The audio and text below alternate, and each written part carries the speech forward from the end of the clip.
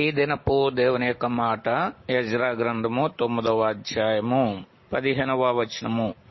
నీవు నీతిమంతుడవై ఉన్నావు. నీతిమంతుడు దేవుడొక్కడే నీతిమంతుడు. దేవుని చేత సృజింపబడినటువంటి ఏ మనుషుడు కూడా నీతిమంతుడు కాడు. పరిశుద్ధ గ్రంథంలో వ్రాయబడినటువంటి మాట, నీతిమంతుడు లేడు, ఒక్కడును లేడు అని వ్రాయబడి ఉంది. కేవలము ప్రతి ఒక్కరు కూడా త్రోవ తొలగి పనికిమాలిన వారైరని లేఖనాలు బహు స్పష్టంగా తెలియజేస్తున్నాయి. వేరొక చోట అంటున్నాడు, ఏ భేదమును లేదు, అందరూ పాపం చేసి దేవుడు అనుగ్రహించే మహిమను పొందలేకపోతున్నారని వ్రాయబడి ఉంది.